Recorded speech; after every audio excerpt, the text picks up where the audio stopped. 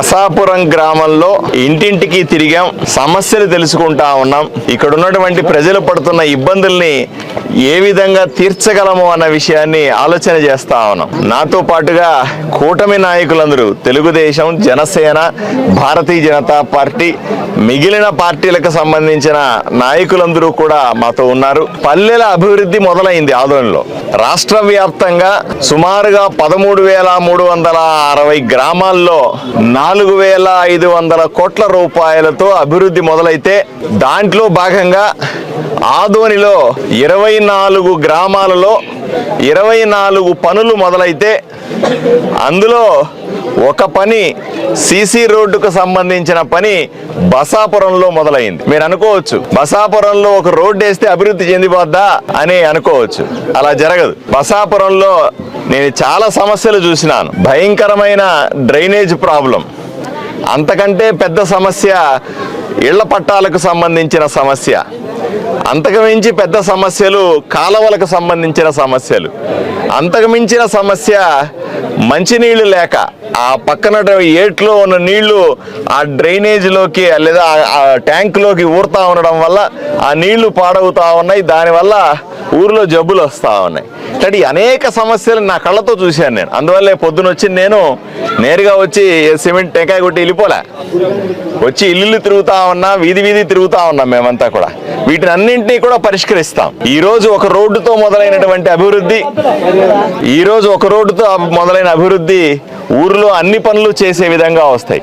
అన్ని పనులు ఒకేసారి చేయడం కూడా సాధ్యం అవుతుంది, అవ్వదు ఒక్కోసారి. ప్రతి 3 నెలలకు ఒకసారి, నేను ఇప్పుడే మా ఎంపీడీఓ గారితో చెప్తా ఉన్నా, ప్రతి 3 నెలలకు ఒకసారి రోడ్డు వేసిన ఊరిలో ప్రధానమైన 10 రోడ్లు పూర్తయితే మొత్తం రోడ్లు అన్నీ బాగా కనబడతాయి. నేను ఎమ్మెల్యేగా ఉన్న 5 సంవత్సరాల్లో కనీసం 3 నెలలకు 4 నెలలకు 3 నెలలు 4 ఒకసారి ఇట్లాంటి పని చేస్తే, అంటే ఈ రోడ్డు తయారవడానికి 2 నెలలు పడుతుంది. అయిపోయే లోపల ఇంకో రోడ్డు తెస్తాను, ఇంకో చోట వేయిస్తాను, మళ్ళీ అది 3-4 నెలలు పడుతుంది. అది అయిపోయే లోపల ఇంకొక రోడ్డు తెస్తాం. అట్లా ఒకటొకటిగా చేసి బసాపురం అభివృద్ధి చేస్తాం. అదేవిధంగా ఆదోనిలో ఉన్నటువంటి 43 గ్రామాలని ఇదే ప్రణాళికతో అభివృద్ధి చేస్తాం. అంతేకాదు, ఆదోని పట్టణంలో ఉన్నటువంటి 42 వార్డుల్లో కూడా ఇప్పటికే నేను ప్రతి వార్డు తిరిగి సమాచారాన్ని సేకరించుకున్నాను, ఏం చేయాలని. దాని మీద కూడా ప్రత్యేకంగా దృష్టి పెడతాం. కూటమి ప్రభుత్వం మంచి ప్రభుత్వం. కూటమి ప్రభుత్వం ఒకవైపున ప్రజలకు ఉపయోగపడే సంక్షేమం చేస్తుంది, ఇంకోవైపున గ్రామాలని, పట్టణాలని అభివృద్ధి చేస్తుంది. కాబట్టి మంచి ముఖ్యమంత్రి చంద్రబాబు నాయుడు గారు ఉన్నారు, మంచి ఉప ముఖ్యమంత్రి పవన్ కళ్యాణ్ గారు ఉన్నారు, మంచి ప్రధానమంత్రి ఢిల్లీ నుంచి మనల్ని ఆశీర్వదిస్తూ ఉన్నాడు. 100కు 100% అభివృద్ధి మొదలైంది అని మీ అందరికీ తెలియజేస్తా ఉన్నా. పట్టాలకు సంబంధించిన సమస్య పెద్దది. ఇక్కడ సుమారుగా 400 కుటుంబాలకు సంబంధించిన సమస్య. ఓనర్ కూడా ఇక్కడే కనబడుతున్నాడు మనకి. ఆయనకున్న సమస్యలు, ఆయన కుటుంబ సమస్యలు, ఆయనకున్నటువంటి సమస్యలు ఆయనకు ఉండొచ్చు. అటువైపు ప్రజలకు కూడా సమస్య ఉంది.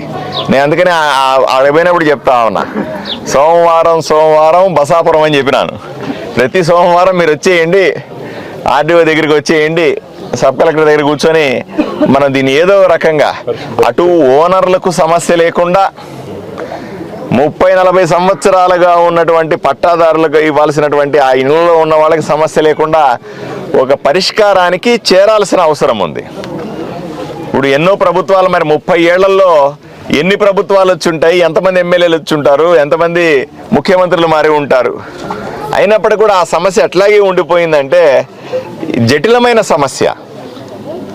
దాన్ని జాగ్రత్తగా పరిష్కరించాలి, ఎవరో ఓపికగా చేయాలి దాన్ని. అది రాజకీయపరమైన అంశం కాదు.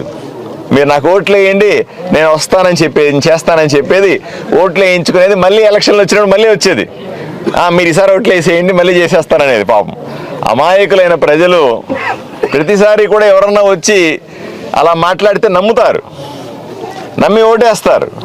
ఈసారన్నా అవ్వకపోద్దా అని ఆశగా ఉంటారు. కానీ ప్రతిసారి కూడా ఇలాగే జరిగితే పాపం వాళ్ళకు కూడా మనస్థైర్యం దెబ్బతింటుంది. కాబట్టి ఈ ప్రజలని నిజంగానే నేను వాళ్ళకు కూడా చెప్పిన, ఎవరో మొన్న కూడా సబ్ కలెక్టర్ వచ్చినాడు, అంతకుముందు ఇంకో రాజకీయ నాయకుడు వచ్చాను, ఇప్పుడు నేను వచ్చినాను. వచ్చినప్పుడంతా మీరేదో మొరబెట్టుకుంటారు, మేము వింటాము, చేసేద్దాం నీకెందుకబ్బా అంటాము. ఎవరి దారిన వాళ్ళు పోతే మర్చిపోతారు అన్నీ కూడా.